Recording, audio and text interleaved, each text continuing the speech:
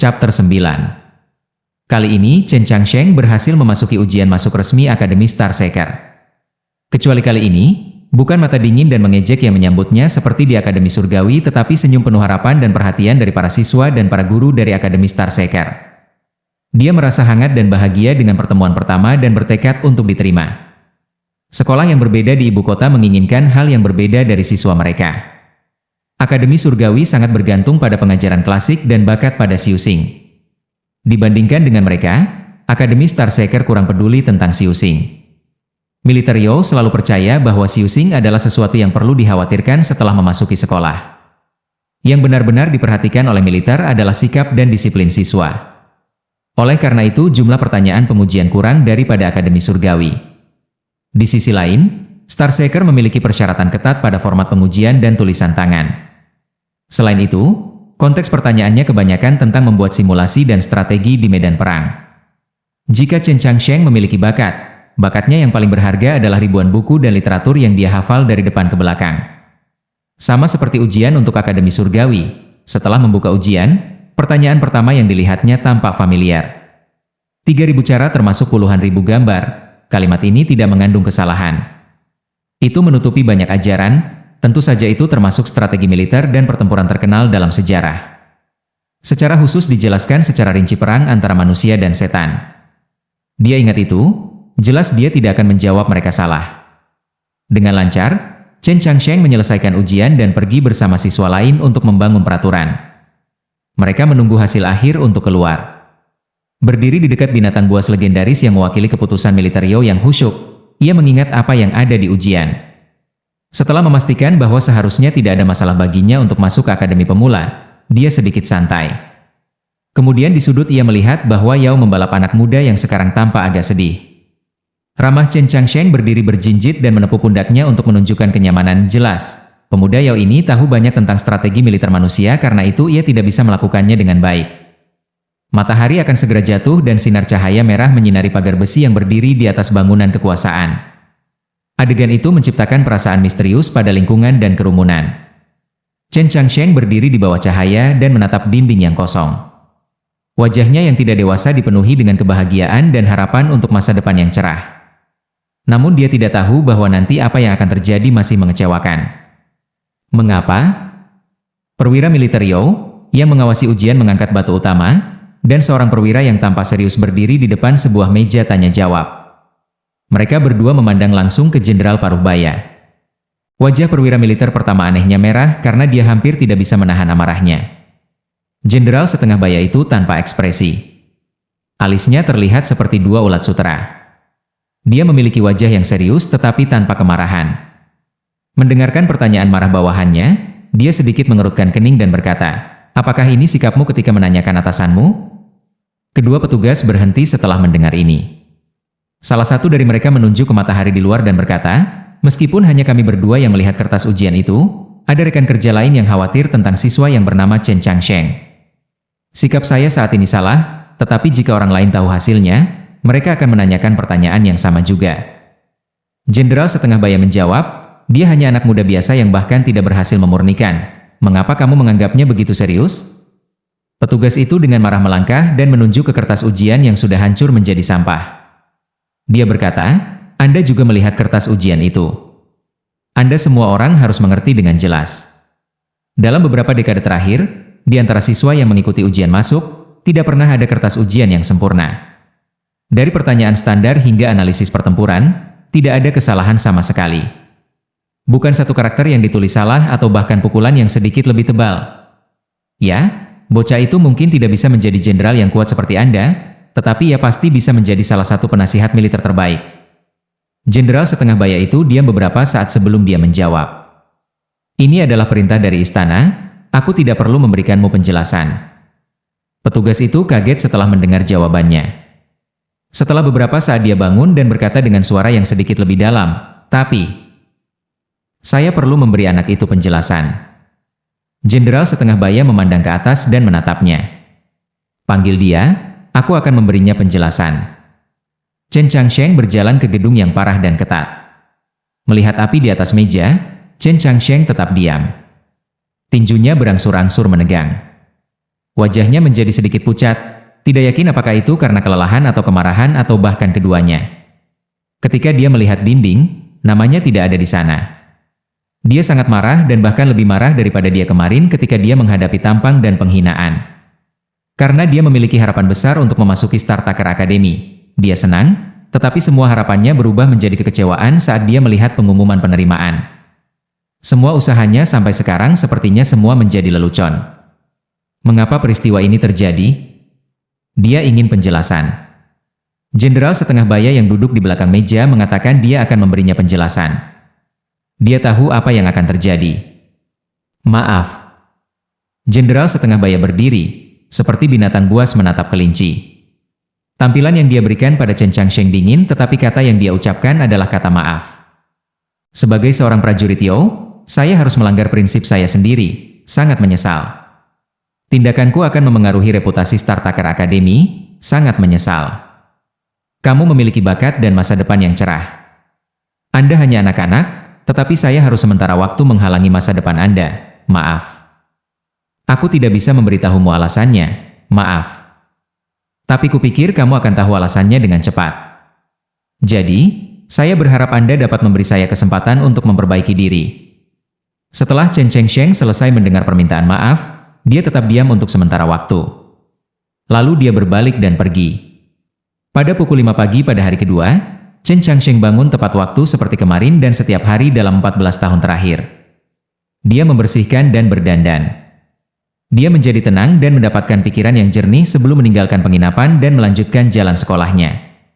Menurut perintah roster, ia pergi ke dua sekolah berikutnya. Apa yang dia temui di Akademi Surgawi dan Akademi Pemula jelas membuatnya kesal dan tidak bahagia, tetapi dia adalah orang yang paling menghargai waktu di dunia. Dia tidak ingin membuang waktu dengan kemarahan dan penyesalan yang tidak berguna. Dia hanya ingin menggunakan waktu untuk alasan yang berharga. Perilaku seperti itu kadang-kadang memberi orang kesan tekad ekstrim. Pengalaman kemarin sepertinya tidak mempengaruhinya sama sekali. Dia mempersiapkan dengan serius dan hati-hati mengambil tes. Dia menggunakan pengetahuan di otaknya dan semangat yang ditentukan. Dia berhasil lulus ujian masuk dua sekolah. Berdasarkan pada isi tes, dia merasa bahwa dia harus dapat lulus dengan sukses, tetapi dia tidak berhasil. Tampaknya itu tidak mengejutkannya lagi. Dengan pengalaman dari dua sekolah sebelumnya, Chen Changsheng tidak merasa kecewa lagi.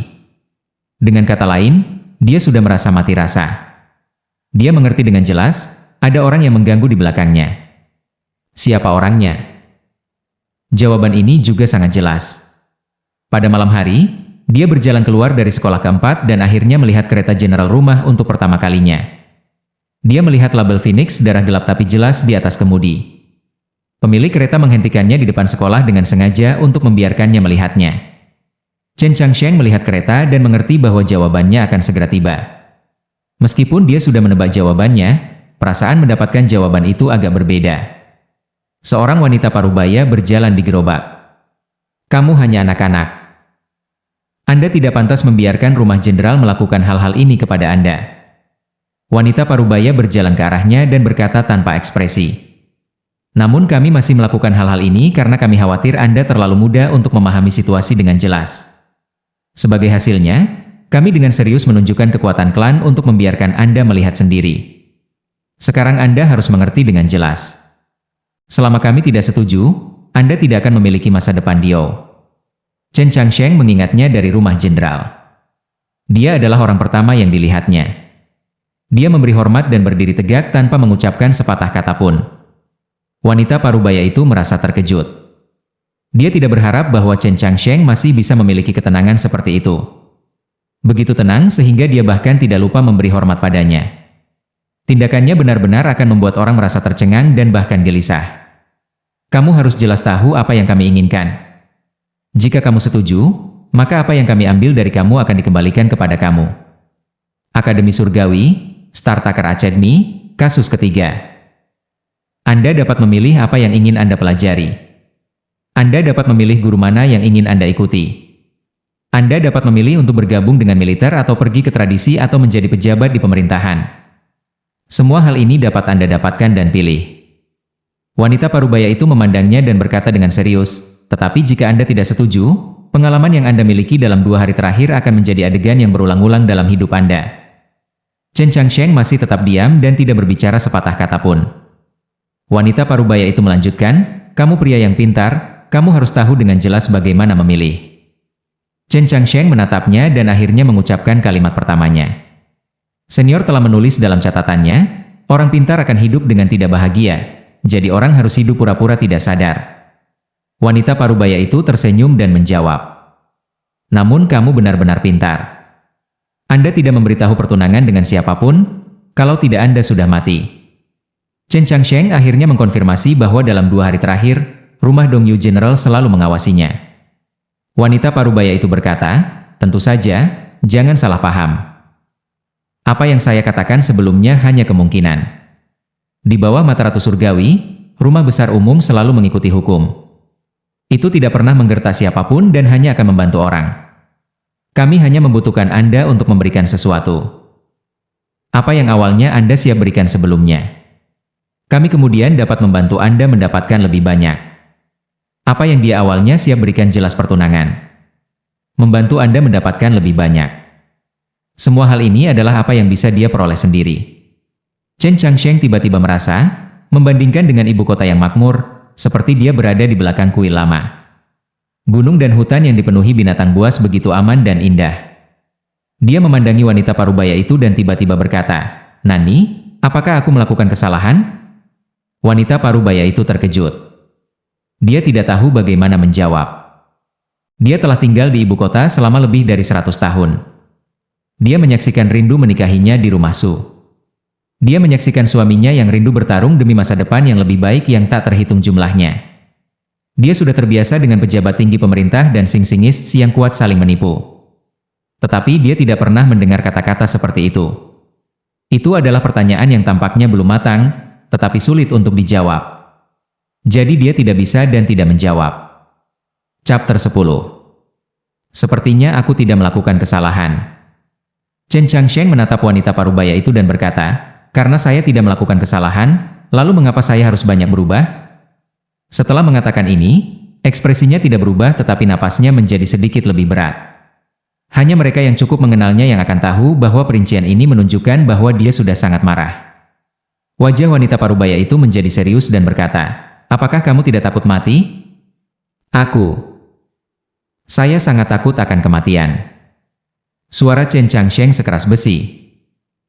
Oleh karena itu, hal pertama yang saya rencanakan untuk lakukan ketika saya datang ke ibu kota adalah untuk membatalkan pertunangan di rumah jenderal.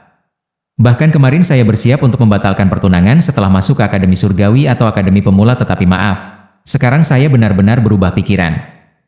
Wanita parubaya itu menatapnya. Matanya menjadi sedikit dingin.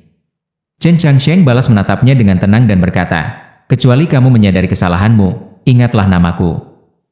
Wanita parubaya itu tetap diam untuk waktu yang sangat lama. Sebenarnya aku sangat menyukaimu. Dia menatap Chen Changsheng. Emosi di matanya agak rumit, pada hari-hari ini saya selalu mengamati hidup Anda, saya belum pernah melihat seorang anak muda yang begitu pandai mengatur diri sendiri dan dalam 4 ujian masuk, apa yang Anda tunjukkan sangat langka. Anda layak dipuji. Kadang-kadang saya bahkan berpikir, jika saya memiliki anak perempuan, itu harus menjadi pilihan yang baik untuk menikahinya dengan Anda. Chen Changsheng tidak tahu harus berkata apa, tetapi dia dipuji oleh seseorang. Dia merasa bahwa dia harus menjawab sehingga dia berpikir sebentar dan mengatakan 2 kata, terima kasih. Memilih momen ini untuk mengucapkan terima kasih agak ironis, imut, dan sangat terhormat. Wanita parubaya itu memandangi tembok di belakang gerbang sekolah dan berkata, tapi sayangnya, di seluruh dunia tidak ada yang mengira Nona harus menikahimu. Chen Changsheng mengikuti pandangannya dan melihat banyak nama di dinding batu hijau. Ini adalah bagian belakang pintu masuk akademi, oleh karena itu ini bukan daftar orang yang diterima. Lalu apa daftar ini? Dia tiba-tiba ingat bahwa dia melihat daftar serupa di belakang pintu masuk Akademi Surgawi dan Akademi Star Seeker. Ada banyak nama yang terukir di atasnya. Ada garis kalimat diukir di atas sebagian besar dinding batu hijau, angin kencang yang kuat akan menawarkan kekuatan, dan aku akan memasuki awan hijau. Setelah membaca kalimat ini, Chen Changsheng mengingat kembali catatan-catatan di buku-buku, dan tahu daftar nama yang diukir di dinding batu hijau adalah gulungan hormat dari Green Cloud. Ada siu singis kuat yang tak terhitung jumlahnya di benua ini, tetapi para genius selalu memulai ketika mereka masih muda. The Honor Roll of Green Cloud adalah daftar tingkat siu singis di bawah usia 20. Semua orang yang memasuki Honor Roll of Green Cloud adalah siswa inti dari berbagai negara, sekte berbeda, akademi berbeda, atau genius yang memiliki bakat khusus. Jika mereka tidak mati di tengah mencari jalan, maka orang-orang ini semua akan menjadi siu singis dengan kekuatan sejati. Alasan akademi di ibu kota untuk memasang Honor Roll of Green Cloud adalah untuk menggunakan nama-nama terkenal dalam daftar dan memberikan para siswa model untuk mengejar dan meningkatkan koneksi antara teman sekolah. Tetapi efeknya tidak sebaik yang mereka harapkan. Para siswa tahu bahwa mereka tidak memiliki kesempatan untuk masuk ke Honor Roll of Green Cloud. Jadi mereka hanya menghormati, cemburu, atau bahkan takut pada nama-nama yang ada dalam daftar. The Honor Roll of Green Cloud tidak peduli dengan pengetahuan, level, sekte, jenis kelamin orang, tetapi hanya kekuatan. Satu-satunya batasan adalah bahwa orang yang masuk daftar kehormatan tidak boleh lebih dari 20 tahun. Ada beberapa kali di masa lalu bahwa siu singis tingkat bawah menang melawan yang lebih tinggi dan segera ditempatkan di depan. Kondisi ini dibenci oleh banyak orang. Ketika Tian Jige pertama kali membuat daftar tingkat, kondisi ini dipertanyakan berkali-kali. Tetapi jawaban Tian Jige sederhana dan kuat, tidak peduli pengetahuan, level, atau bahkan cara dan karakteristik, semua yang dicampur bersama adalah kekuatan. Kondisi Honor Roll of Green Cloud adalah untuk menguji kekuatan, dan cara terbaik untuk mengujinya adalah kemenangan dan kekalahan. Chen Changsheng melirik nama-nama daftar kehormatan. Nama-nama itu aneh baginya. Kadang-kadang dia bahkan bisa melihat beberapa nama aneh, dan mereka mungkin berasal dari siu singis muda dari wilayah Yao, dan beberapa jenius dari hutan selatan. Tiba-tiba, dia melihat nama Tang Tang di tempat ke-36. Chen Changsheng berpikir kembali ke Akademi Surgawi dan pemuda kemeja biru yang menjelaskan kisah namanya, Tang 36. Chen Changsheng tertawa senang. Dia bangga padanya. Akhirnya, matanya mendarat pada titik tertinggi dalam daftar, dan melihat satu-satunya nama yang berdiri di sana. Nama di atas tampak kesepian, dingin, dan sombong. Dia tahu nama itu dengan sangat baik, Su Yurong. The Honor Roll of Green Cloud berisi semua jenius muda di seluruh dunia. Dinasti Youo penuh dengan orang-orang berbakat. Bahkan hanya di ibu kota ada lebih dari 10 orang dalam daftar. 4 orang di Akademi Surgawi, 3 di Akademi Star Seeker. Tapi itu tidak terlalu baik dibandingkan dengan sekte umur panjang dan Akademi Huai di selatan. Hanya sampai Nyonya Rumah memasuki daftar kehormatan, barulah utara dan selatan menyingkir. Wanita parubaya itu melihat daftar itu dan harga dirinya dapat dengan mudah dilihat, tetapi tentu saja dia tidak perlu menyembunyikan harga dirinya. Dia berkata, 2 tahun yang lalu, wanita saya memasuki daftar kehormatan untuk pertama kalinya dan memasuki tempat pertama. Sejak hari itu dan seterusnya, dia tidak pernah naik peringkat. Para jenius muda di belakangnya tidak bisa menantang. Tidak, itu terlalu sulit bagi mereka untuk mendekatinya. Chen Changsheng melihat nama di atas daftar dan tetap terdiam. 4 tahun ini dia terus bersumpah pernikahan dan dia membacanya berkali-kali. Dia tahu namanya dan tahu berapa umurnya. Setelah menghitung, Lady Su ini memasuki Honor Roll of Green Cloud pada usia 12 dan tak terkalahkan. Garis keturunan Sky Phoenix benar-benar ajaib. Wanita parubaya memandang Chen Changsheng dan berkata dengan tulus, "Kamu berbakat. Meskipun Anda belum mencapai Purification, Anda masih memiliki kemampuan untuk memasuki akademi. Tapi, kamu terlalu berbeda dari nyonyaku. Ini bukan tentang usaha, ini bukan tentang bakat, dan berusaha juga tidak masalah. Anda terus mendaki dalam hidup Anda, dan saya yakin Anda bisa mendaki ke puncak yang sangat tinggi. Tapi Nona, saya sudah pergi dari sana. Jika Anda ingin memburunya dengan keras kepala, maka satu-satunya hal yang akan Anda terima adalah pencahayaan yang mengamuk dari surga." Chen Changsheng diam. Dia memikirkan Shuang Er, pelayan yang dia temui di hutan, dan lelaki yang dia sebutkan sebelumnya. Jenius yang merupakan reinkarnasi naga langit dan diakui oleh semua orang di benua ini sebagai pasangan yang cocok untuk Su Yurong. Qiu Shanjun. Wanita parubaya itu tidak berharap dia tahu keberadaan Qiu Shanjun. Dia berkata tanpa emosi, Qiu Shanjun adalah juara dari Honor Roll of Green Cloud. Chen Changsheng bertanya, mengapa dia meninggalkan daftar kehormatan? Apakah itu karena dia tidak ingin kalah dari Lady Su? Wanita parubaya itu menjawab, 2 tahun lalu Qiu Shanjun melewati tahap puncak meditasi. Sekarang dia adalah juara gulungan kehormatan dari jari emas. Chen Changsheng menghela nafas. Dia memperhatikan bahwa sulit untuk menemukan kelegaan dari informasi ini karena orang-orang di daftar kehormatan semua ada di atasnya. Dia sendiri bahkan tidak bisa masuk papan penerimaan. Lebih sedikit bicara tentang Honor Roll of Green Cloud. Mereka benar-benar hidup di dunia yang berbeda bila dibandingkan dengan Chen Changsheng. Dia bertanya, sebelumnya Anda mengatakan perbedaan antara Lady Su dan saya bukan bakat atau usaha. Lalu apa itu? Wanita parubaya itu menjawab, itu takdir. Bahkan jika Anda adalah orang biasa terbaik di luar sana, Anda tetap saja orang biasa. Ketika wanita itu lahir, dia bukan orang biasa. Kamu terlahir sebagai manusia, tapi dia terlahir sebagai burung phoenix. Perbedaan antara kalian berdua adalah langit dan bumi. Jadi, itu takdir sekali lagi. Chen Changsheng menghela nafas sekali lagi.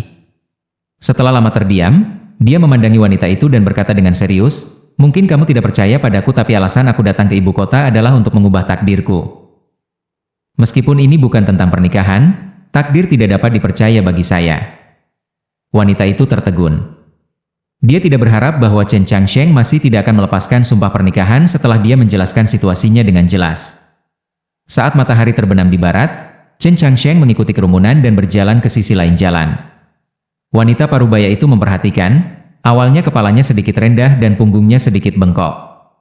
Tampaknya dia kesepian dan lelah. Tetapi setelah waktu yang singkat berlalu, punggungnya menjadi lurus dan dia mengangkat kepalanya.